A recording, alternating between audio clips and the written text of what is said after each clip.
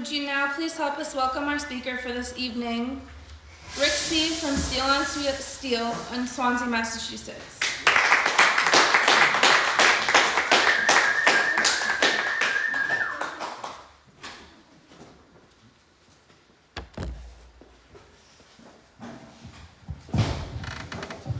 Hi, my name's Rick. I'm an alcoholic. Hey, Rick. Come on, Rick. So, my journey started in 1994. I took my last drink on July 15th at approximately 6 o'clock in the morning. I don't know why I was drinking that early, but I was. Just before that, I got to a place where when your father owns a pharmacy and you're an alcoholic and a drug addict, you got some serious problems. I got to a place where I drank so much Bacardi 151 along with like bills instead of sedatives that I used to call the police department up and tell them, just leave me alone. I'm just partying by myself. I'm not dealing drugs. I'm just drinking here by myself. So that's the kind of hallucinations I got into. I thought the birds were going to eat me if I went outside, so I didn't go to work for days and days. I thought there was mice in my furniture, so I burned all the furniture in my house. So when I pick up a drink or a drug, people say I know exactly where I'm going to end up. For me, I have no idea what you're talking about, because when I put booze in my body, alcohol, takes me wherever it wants to. If I say I'm going to go have a couple beers with the guys after work, 4 days later I'm in New York City at 5 o'clock in the morning, passed out in a plate of eggs at a diner place. And the lady wakes me up and says, "Sir, you're sleeping, you have to leave our restaurant." I said, "Where am I?" She goes, "You're in New York." I said, "How did I get here?" She goes, "I have no clue how you got here." So when people say, I know where I'm going to end up if I drink again, I have no idea what you're talking about. I have no idea. So that night, on July 15th, I went to an AA meeting, and I'd been going in and out for months. I couldn't get more than 30 days. And this kid came into our town. He was from Lorain, Ohio, right outside of Akron. And he was going to a class at Salve Regina College. And so he was an alcoholic. He attended a meeting. And he talked about this triangle of Alcoholics Anonymous. And I never heard anyone in my few moments that I spent in AA even mention the word triangle of Alcoholics Anonymous. The only thing I knew about the triangle, it was on the chip that I kept collecting. The green one, the blue one, the red one, the white one, the silver one. And after the meeting, I went on with him and I said, "You know what, I've never heard anyone share that." And he goes, "Well, let me ask you something." He said, "Do you really think that you're in AA?" And I say, "Yeah, I'm in AA, but I can't stay sober." He goes, "No, are you in AA, or are you under the illusion that you're in AA because you're going to meetings?" And I said, "No, I'm in AA." He's like, "Okay, well, the only way to find out, Rick, is through the triangle." And what the triangle was designed for is to gauge where you are, because these are a set of directions, so you got to know where you are for the directions to work. So if you're in Providence and you want to get to Boston, okay, these are the directions. But if you think you're in Idaho, then they're not going to work for you. So he says, let's just go through the triangle and see whether you're in AA or whether you're the delusion that you're in AA because you're going to meetings. And he says, unity is the fellowship. Are you going to meetings? I said, I keep telling you, that's all I do is go to meetings. He said, well, put a check on unity. He says, down the bottom, the answer is yes or no to this question. Have you been through all 12 steps and made all your amends? And there's no sentences, Rick, just yes or no. I go, no. He says, put an X on recovery. He says, if you haven't had a spiritual awakening as a result of these steps, you can't give away what you don't have. He goes, because that would be like Ray Charles leading Stevie Wonder across I-95, and when the blind lead the blind, both end up in the ditch. So you can't give away what you don't have, Rick, so put an X on service. So what did you find out? That you're not in AA, you're in one part of a 3-part program, wondering why you can't stay sober. Okay? No one ever told me that in Alcoholics Anonymous. He said, you want to go through the steps? I go, yeah. He goes, well, where do you live? I said, I live like a quarter of a mile down the road in a little cabin, a little efficiency apartment that I just rented. And he says, all right, I'll come over. Well, an hour later, he comes to my door at like 10 o'clock at night, right? He's got pajama bottoms on, no shirt, right? A sneaker on one foot and a loafer on the other. I was like, this guy's nuts. I was like, Mark, what are you doing here? He's like, you said you wanted to go through the steps. Are you serious or not? I go, tonight? He goes, yeah, tonight. This is a life or death errand. I said, just come in, you come in. He came in, he started going through the doctor's opinion with me. Okay, by 5 o'clock in the morning, I had written inventory. Now, he wasn't into this, you gotta know everything perfect as you go through steps. He said, Rick, just have an experience and just see what happens. Stop trying to study the book like people do. Just have an experience. Whatever resentments come up, that's what we're gonna look at. Whatever fears come up, whatever sex conduct comes up, that's what we're gonna look at. We're gonna share that. By 9 o'clock that next morning, we stayed up all night. By 9 the next morning, he brought me to my first amend. I made that amend. I never took another drink from that day. Okay? Just like Bob used to say in the story, we used to go through the steps in 3 or 4 hours in my office. So when you're into just having an experience and forget about, I gotta do this perfect, I gotta know everything about every step so I can sound good at a meeting, it's not about that. It's just about having an experience. I've been through the steps 19 times in 27 years. Full out inventories. Because I'm not from the school that you do the steps one time and then you live in 10, 11, 12. And you know why I'm not in that school? Because I know that the ego can rebuild itself. Okay? And I think I'm so awake in 10 and 11 that nothing can possibly slip by me because I'm so awake. But know what the truth is? Some stuff does slip by me that I'm not aware of, that I'm creating harm. And every year I ask God, is there something that got by me that I'm not aware of that I need to look at this moment in my life? So I'm into multiple actions through the steps and reviewing them constantly because you never know what's going to come up. So when we did the step work, he basically took a piece of paper, and my lineage goes from Dr. Bob to a guy named Cass Lipinski, who sponsored the kid Mark, to me.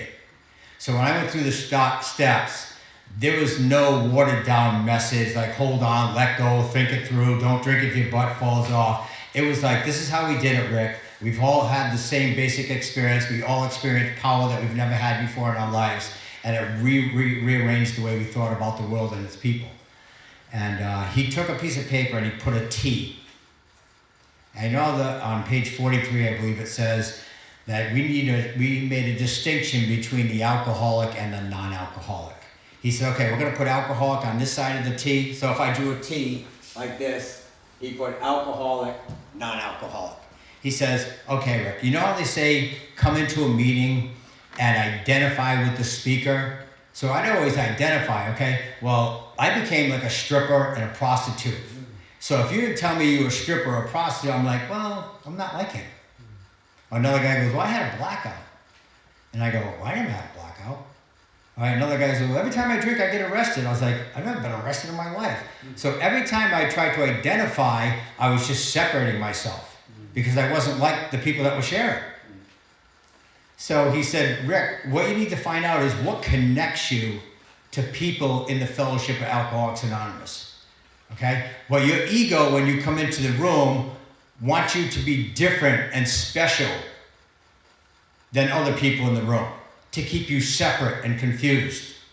So I need to find out what connects me. And he said, okay, why do you think you're an alcoholic? I said, because I drink every day. He said, okay, so what's the opposite of that should clearly define the non-alcoholic. So what is the guy that doesn't drink every day? He's a periodic drinker. Can he still be an alcoholic? I go, yeah. So he says, see how it didn't end up on the non-alcoholic side? It still ended up over here? So that means it's a lie. He said, write the word lie. I go, lie. Write it down. He's like, okay, had a blackout. He goes, does someone who's never had a blackout, can they be an alcoholic? I go, yeah. He goes, so write that down. Alcoholic, didn't have a blackout, had a blackout. Same side of the page, lie. I got arrested when I drink. How about someone that's never been arrested? Can they be an alcoholic? Same side of the page, lie. I went to 3 detoxes. What's the opposite? 0 detoxes. As someone who's never been to a detox to be an alcoholic, same side of the page. So all these things that the ego was telling me makes me an alcoholic was separating me from you. You had a blackout, I didn't. Separation. I went to rehab, I didn't. Separation. That's the job of the ego, is to keep me separate because it wants me special and it wants me different. And that's why it says in the big book, until we're ready to follow a few simple rules, we're not ready for recovery. Okay? Why does a guy like me not want to follow the rules when I come to AA? Because I think I'm special and I think I'm different, therefore the rules don't apply to me. That's what was happening to me. But unconsciously, I didn't know that. I did not know that. Okay? He says, so now we need to find out, Rick, now that you see that you were looking at where alcohol takes you to, beating up people, DWIs, rehabs, all those things separated you and were outside of yourself. Let's see if the problem is not outside of yourself, but it's actually within you. He's like, when you put booze in your body, Rick, does your experience abundantly confirm that when you put it in your body, that something happens physically in your body that makes it virtually impossible for you to stop? And I go, when I put booze, I have no clue what's going to happen to me. I don't know how much I'm going to drink that day, right? He says, okay, so what's the opposite of that? Someone that puts it in their body, they can control the amount. Like my mother, I said, Mom, can you have like 2 glasses of wine every day for 30 straight days? I mean, exactly 2, at exactly 2 o'clock every day. She goes, it's a little much, Rick, but if you want me to do that, if you need me to do that, I can do that, no problem. At exactly 2 o'clock, Mom, just 2 glasses and you stop. You ask a guy like me, Rick, just like have 2 Budweisers at 2 o'clock and abruptly stop for 30 straight days, I know from the core of my being I could never pull that off. Where she knows from the core of her being, she could absolutely pull that off.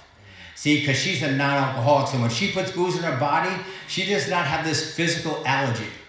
Okay? And the allergy is when I take an alcohol, my allergic reaction is not sneeze, it's I want another one. That's why the doctor's opinion says that the guy that was going to go for a drink, he didn't meet the important appointment. It says he was not drinking to overcome something beyond his mental controls. Anyone know that sentence in the big book? Okay? It says he was not drinking to overcome something in his mind. Okay? When I take the second drink, it has nothing to do with why I started drinking. I can drink from, I'm happy, I'm sad, I want to feel something, I don't want to feel anything. But why do you take the second drink, Rick? It has nothing to do with your mind because it says you're drinking to overcome a craving beyond your mental control.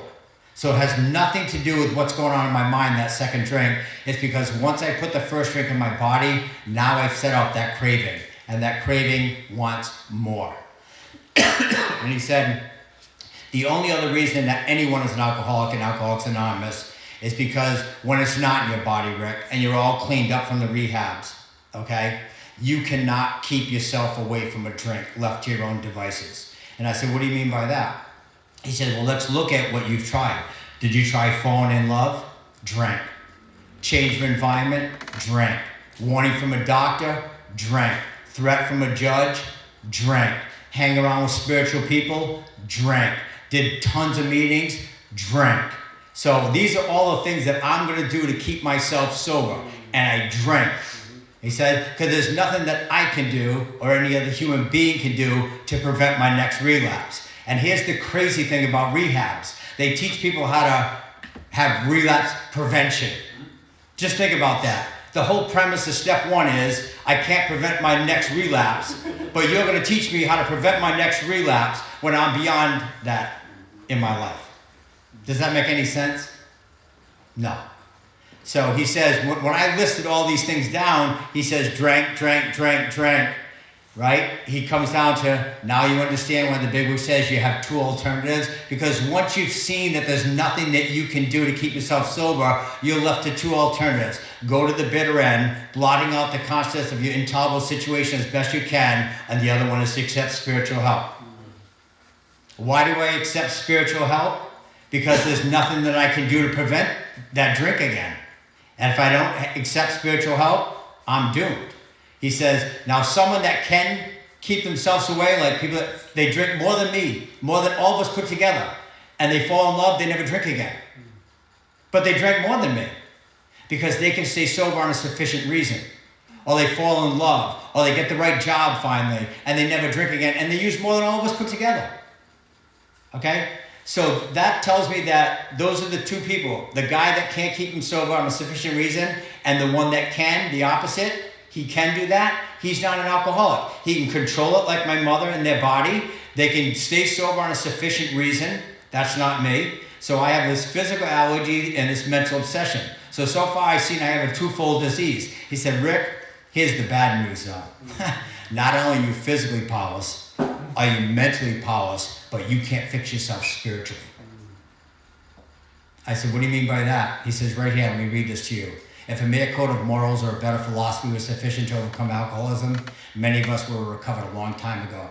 But we found that such codes and philosophies did not save us, no matter how much we tried. You could wish to be moral, you could wish to be philosophically comforted, you could wish these things with all your might, but the needed power was not there. Your human resources, which include the steps, as marshaled by your will, are not sufficient. They fail utterly. Why? Because lack of power is your dilemma. So people that say, I'm doing the steps, I have no clue what you're talking about, because it just said my human resources as me working the steps does not work. It does not work. Okay? Because I can't fix myself spiritually. I can't make myself more honest, more considerate, more self-sacrificing, because I do not have that power. So I'm physically powerless, I'm mentally powerless, and now I just found out I'm really screwed. I'm spiritually powerless. Okay, now how does that go together with the triangle? Okay? He says, Rick, you bring that physical allergy. You know they say just don't drink and go to meetings? That takes care of the physical. Okay? So you bring your body to the fellowship and just don't drink. Okay? But then you bring the mind, the obsessions of your mind, to the recovery process to be treated by a spiritual awakening. And then you take that awakened spirit out into the world, and what that does is that heals the spiritual malady, which is rooted in selfishness and self-centeredness. You bring the body to the fellowship, the mind to the recovery process to be treated by a spiritual awakening. You take it out into the world to give back service, and now you are usefully whole. You've treated all three parts of your disease with a part of the program, and now you're whole. That's how it worked for me.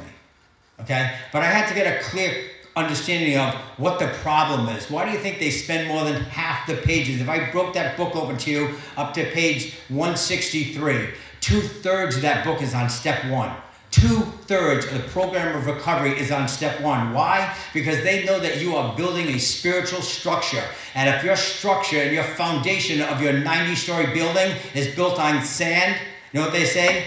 On Jesus Christ, the solid rock we stand, all of the ground is sinking sand. AA saying is your first step is based on a lie. I'm an alcoholic because I went to detox or because I had blackouts. That's all lies. If it's built on a lie, how are you ever going to have a spiritual experience based on a lie? Spiritual experience must be based on truth if I'm to get well. Okay? You know, even Jesus says, seek the truth and the truth will set you free. He didn't say seek the lie and you'll be free. He said seek the truth and the truth will set you free. And that's what I did. I found out the truth about my condition in step 1, and then I got to step 2. I grew up a Catholic. After that, skipping Sunday schools and all that, I never thought about God again. Up to 35 years old when I got sober. So when I went to step 2, I wouldn't say I was an atheist, but I just had doubt about this God and this power. So he said, Rick, what I want to show you is that where you need to get to, okay, is a field.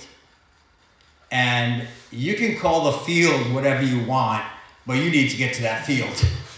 Okay? You can call it Gumby, God, Jesus, Jehovah. You can call it whatever you want. It's just a name.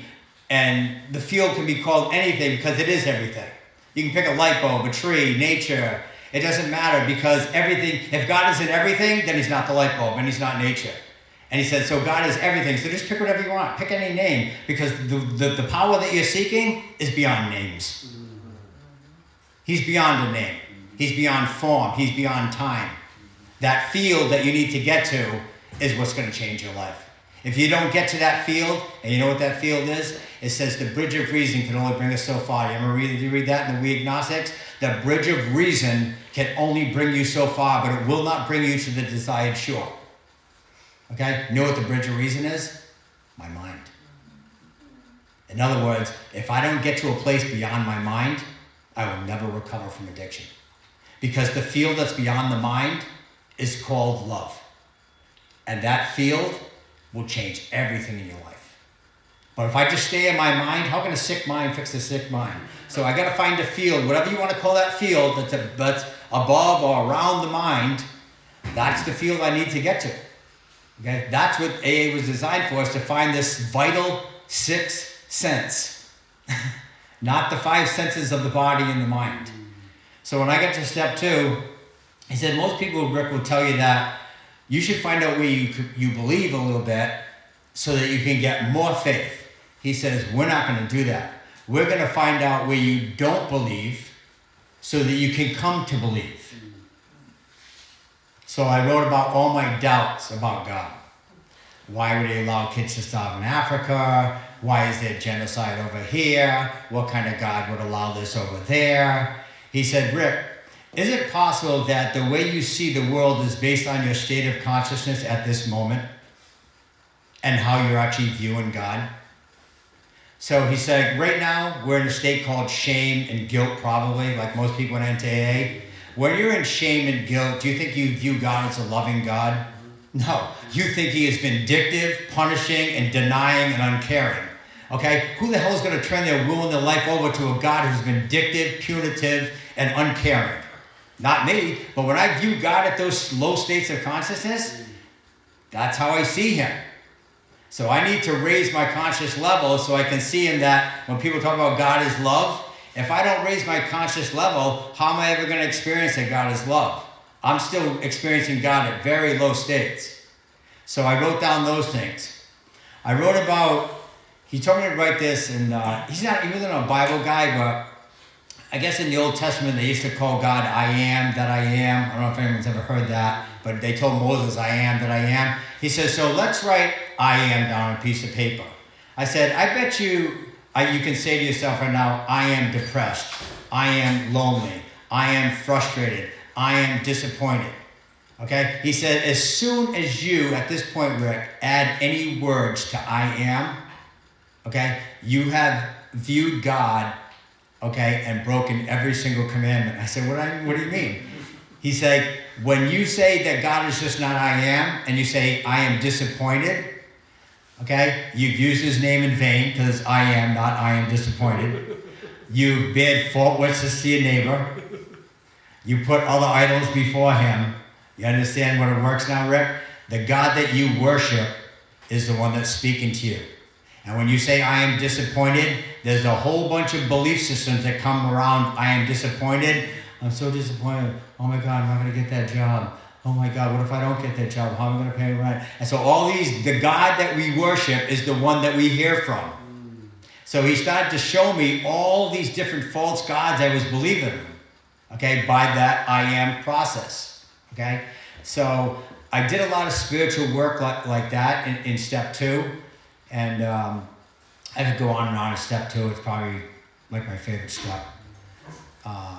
All these doubts about God that I had. But when I entered step 3, he said, Rick, step 3 basically has 4 parts. And it starts with, you're going to be convinced that any life running your will never be a success. So how did you make out up to this point running your life on your thinking? I said, I got a seat in AA with my name on it. Now it's my best thinking. So when people say stinking thinking leads to drinking, I got news for you. Me at my very best, furthest away from a drink I've ever been, I make the most insane act. I pick up a drink knowing exactly what's going to happen to me. Okay? So alcoholic insanity to me precedes the first drink. For sure. So when I was convinced that no life run on self-will would ever be a success, he said, well, the next thing it says, Rick, I believe it says in the big book, when you get to step 3, what do we have to do and what does this mean? Okay?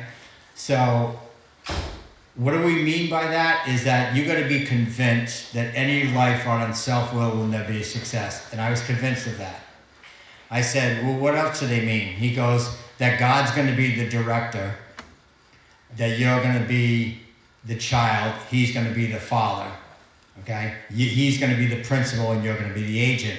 That's what it means. So he says that's what it means, Rick, is the two things.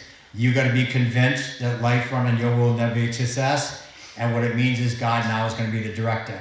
I said, well, what do I got to do? He said, well, that's the third step prayer. You do the third step prayer. You offer yourself to God as he does with me and what he will do with me, as he will relieve me of the bondage of the self so I can better do thy will. And when I did that prayer, he said, no, we're not going to say that prayer. Because you're gonna probably bring out this Catholic prayer like Our Father who art in heaven, and by the time you're done saying it 1,000 times, you're gonna be like Saturday Night Live. It's gonna be wah wah wah wah wah wah. It's not gonna mean anything. So we're gonna take the third step prayer and we're gonna turn it into a spiritual exercise. And you're gonna write down exactly what that prayer means to you. God, do with me as thy will. What does that mean? Remove my difficulties. What are they? What are your difficulties, Rick, that you're going to bear witness to? Okay? And what is his power? What is his love? And what is his way of life? And I wrote about those things in a spiritual exercise. Okay? And then he says, the fourth part of step 3 is this. Next, we launched out in a course of vigorous action, step 4 through 9. So to actually say you completed step 3, Rick, you not only have to do step 4, but you're going to do 5, 6, 7, 8, and 9, which means finishing all your amends. Or you cannot truly say you've turned your will and your life over to God. When I used to tell an old timer, how do you turn your will and your life over to God? You know what the normal response I would get is? You just turn it over. No one ever told me you got to do step 4 through 9 to do step 3. No one ever even mentioned that. And they definitely didn't say you got to make all your amends.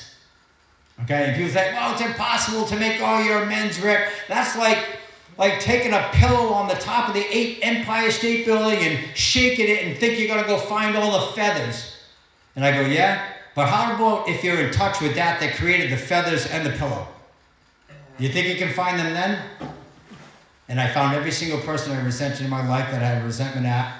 I made amends to every single one of them, all 19 inventories, and I don't have any resentments. And there was a point there when I went almost 4 years without a resentment or a fear in my life. I got to a state of mind where I just saw God in everything. When I drove down the road, it'd be like the trees were like dancing and laughing. And you get to this spiritual plane sometimes that you don't even know you exist anymore. This program can bring you to states of consciousness that, like the Bible says, you never even dreamed of. I mean, I could go on and on about meditations, but this guy just kept it really simple with the steps. And when he took the big book, if you ask most people, have you been through step 1 in the big book? And they're like, yeah. And you say, well, can you show me where the steps are? Like where step 1 is in the big book? They'd be like, well, it's kind of it's like Bill's story and like this little bit of this chapter. I was like, what? If I ever came up to you and said, hey, I want to go to Boston and I need some clear-cut directions, and you go, well, yeah, I think you get on like 195 a little bit, and then I think there's a big building you got to see, and hey, guy, don't give me directions because I'm going to get lost. So I'm going to show you what this guy did with me with the book. He took the book and he says, from the doctor's opinion to the top of page 23 is the physical allergy. They talk about many different things in those pages, but the main purpose is what happens when you put it in your body. And he says at the end of each section, Rick, it addresses the question that they want you to answer. Does your experience, Rick, abundantly confirm that when you put booze in your body, you cannot control the amount? I go, yes. And on page 23, you'll notice how it completely shifts from the body to the mind. It says, these observations would be academic and pointless if our friend never took the first drink, therefore setting the terrible cycle in motion. Therefore, the main problem with alcoholic centers in his mind rather than his body. So now they start to talk about all the things that you think is going to keep you sober in the mind, okay? And by the time you get down to page 4, bottom of 43, it addresses that section with another question, and it says, once more, and it just should write dummy. Once more, dummy, if we haven't told you enough times. So far there's the physical allergy and the mental obsession, 23 to 43. And it says, once more, the alcoholic at certain times has no mental defense against the first drink. Why would they ever say certain times? Wouldn't the alcoholic be at no time does he have mental defense? But why do they use the word certain times? Because if you're looking for a way out, you can be one of these people. Well, I only drink when I'm hungry, angry, lonely, and tired. Really? You ever drank when you were full, not angry, not lonely, and not tired? Just pick up alcohol next time and go like this. Do you care if I'm hungry, angry, and lonely, and tired right now if you drink me? Okay? You know what that used to mean back in 1930s? Honesty, acceptance, love, and tolerance is our code. And because someone's ego came in AA and goes, hey, let me see what I can do with that acronym. And next thing you know, the real message went out the window, and we were left with hungry, angry, lonely, and tired. And that's what the ego wants you to be convinced of, that there's certain times when I have mental defense, when the truth is, there's no time I have defense. How do I know that? Because I put it into a piece of paper and it said, Rick, do you ever use when it was sunny out? Yup. Ever use when it was rainy? Yup. Ever use when the Red Sox won? Yup. When they lost? Yup. When you had a job? Yup. When you didn't have a job? Yup. When she left you? Yup. When she stayed? Yup. Right? And people go, just don't drink no matter what, Rick. And I go, that's the problem. I drink no matter what. And I go, well, that won't work for you then. Of course it won't. And none of your other middle road solutions will work for a guy like me. Okay? Alcoholics Anonymous is filled with non-alcoholics. It's not my decision or my critique of anyone that's in here. It's for you to find out on your own. But if I'm going to follow directions from someone that doesn't experience what I've experienced with alcohol, that could be dangerous to me. Because he might not have to do what I do. He might not have to finish his amends. Okay? He might have to write multiple inventories. Okay? But I need to find a guy who's like me, who's experienced alcohol like I've experienced it. Okay? So when I get to step 4 and I write my resentments down, a whole bunch of magical things happen. So when they showed you about where step 1 was, they never tell you that in the big book. So from the doctor's opinion to 23 is the physical allergy, 23 to 43 is the mental obsession, 43, 44, and 45 is the spiritual malady. And then all of a sudden, the very next sentence says, do you understand that lack of power is your dilemma? And you had to find a power by which we could live, and it had to be a power greater than yourself. And it goes, obviously. But where and how are we to find that power? And now it tells you exactly where and how to find that power 10 pages later. It says the great reality is deep down within you. That's where it is. And then how do I find it? It says you have to search fearlessly. That sounds like step 4 to me. So that's what I did. I started to search fearlessly within myself that power. Okay? And I'm going to show you physically what happens. When I came out of my mother, I was as pure as this piece of paper right here. You see how pure that is? That's pure love. There's no belief systems in me yet. The computer's got no software in it yet. But over the course of my life, I got resentfuls. My father molested me. This person screwed me. This one cheated on my girlfriend. This guy at work said something bad. This guy at the bar said something else. And by the time the world was done with me, I went from a pure state of consciousness to this. And guess what this attracted in his life? Everything that was just like this. Because I become an energy field. And that field attracts that which it is. So when I attract selfish people, angry people, fearful people, it's not their problem. It's me. I'm attracting them to me in my life. Okay? So when people say, I'm so glad that God took me away from people I used to hang out with, and now I'm with these other people. I said, oh, God did that? Because as far as I know, God doesn't do anything. He's just God. Maybe you start to undo this. So when people say you need to learn something in AA, I don't know what they're talking about. Because as far as I know, it's not about learning anything in Alcoholics Anonymous. It's about unlearning the belief systems of the ego that drive the ego and becoming pure love again. And when you can become pure love, you're not attracted to those same people anymore like this. You're now attracted to these people. That's why you're hanging around spiritual people now. And why they become your best friends and not the guys at the bar that could care less about you. But when you're like this, monkeys will attract monkeys, not elephants. So if I want a well girlfriend, I can't be a sickie. Because wellies go to wellies and sickies go to sickies. You know what I'm saying? Like meeting a girl in rehab, like the chance of that going to make out. Like I told you, I used to be a stripper. It's like me trying to, one of my clients and we're going to like spend our life together. Nah. It's not going to happen. It's not going to happen. So step 4 started to show me what was driving this, what caused this, what was the belief systems that went beyond this. And on the big book it says that we played all these different characters in our lives. And it talked about these belief systems we have and these characters that influenced our life. So when you write inventory, he started showing me about these characters that I played in my life. I had the macho man, the lover, the hard worker, the father, the victim/alcoholic, the great worker, the martyr, and I love this guy, the punisher. This is how people punish people today. Facebook, you're not my friend anymore. Phone, delete your number. So now I punish you with silence. I'm like the great punisher.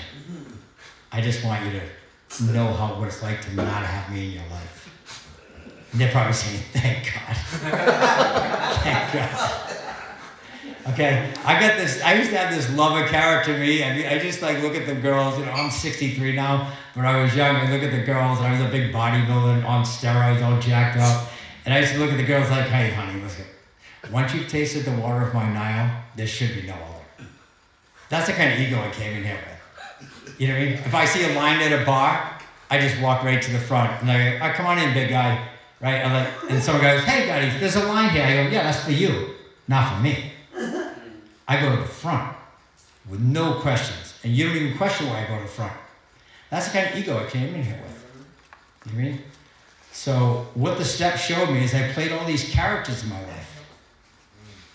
And these characters were running my life for me. My problem is no one knows who is going to show up when I showed up. Because when I come home after work, one day the lover comes in, oh, hi, honey, I love you. Next one, I'm so tired from working. That's the great worker. I'm so exhausted. Like, who's exhausted? The great worker? Right?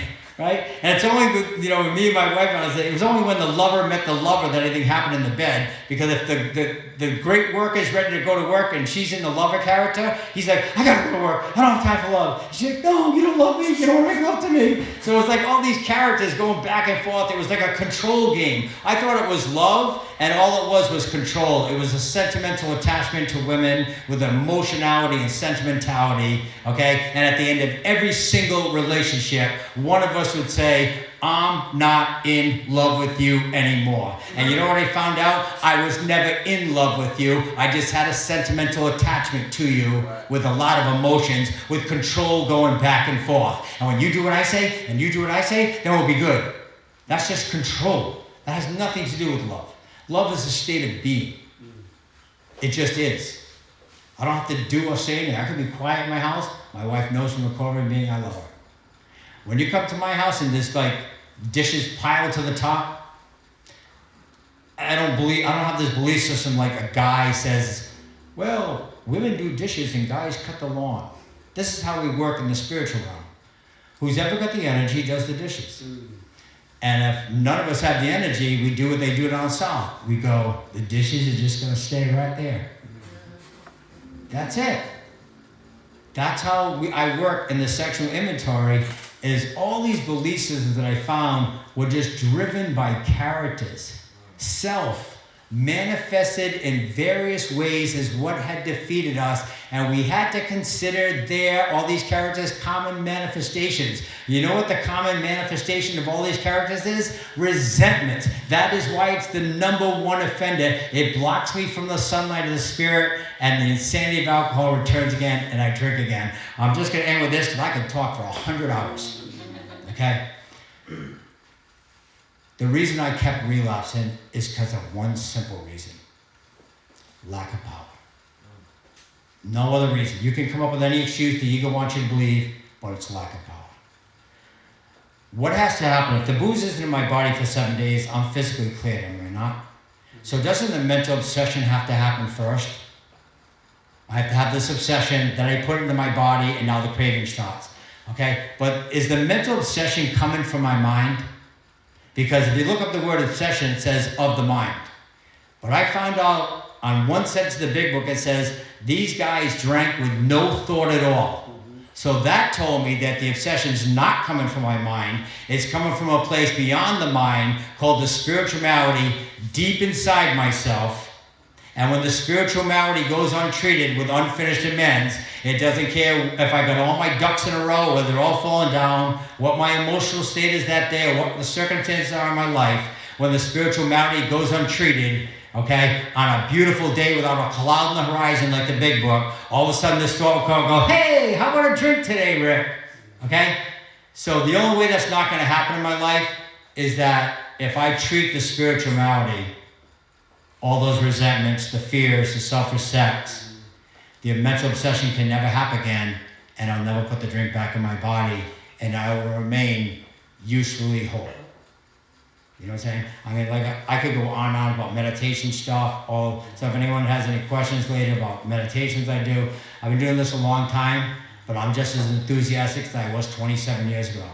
Okay? When I started this, and I told you that guy came to my house, within a month, I had 3 street drunks in my little efficient apartment. I put pieces of plywood against the wall. The top bunk was about 12 inches from the ceiling. The guy that we put up there was the blind chef Greg. Another street drunk, Jimmy, was on the bottom, and another kid, Jeff, was in the middle. Okay? The little Jimmy, okay, still sober today. He's got his doctorate. Greg, the private chef, is now doing private cooking for movie stars in New York City. The other guy, Jeff, I lost in touch with. Okay? That's what kind of power. These guys, matter of fact, the little kid Jimmy was 90 pounds. He sponsored my wife because she was 3 years clean. But when she saw what happened to me in like literally 3 weeks, she's like, I'm going through the steps because I'm so sick and tired of being this way and listening to these people. Something happened to you. You're not even the same person anymore. That's what kind of resurrection this program has. It has the power, okay? If you want what I have, I want to tell you what I have. I've had a deep and effective spiritual experience that has revolutionized my whole attitude and outlook on life. And there's an absolute certainty that God has entered my heart, my mind in a way that's indeed miraculous. And He has commenced to accomplish those things for me that I could have never, ever done by myself. That is the grace of the living God. I don't care what you want to call it, Gumby, Yahweh, it doesn't matter. All I know is I found that field and I love being in it. Thanks for letting me share.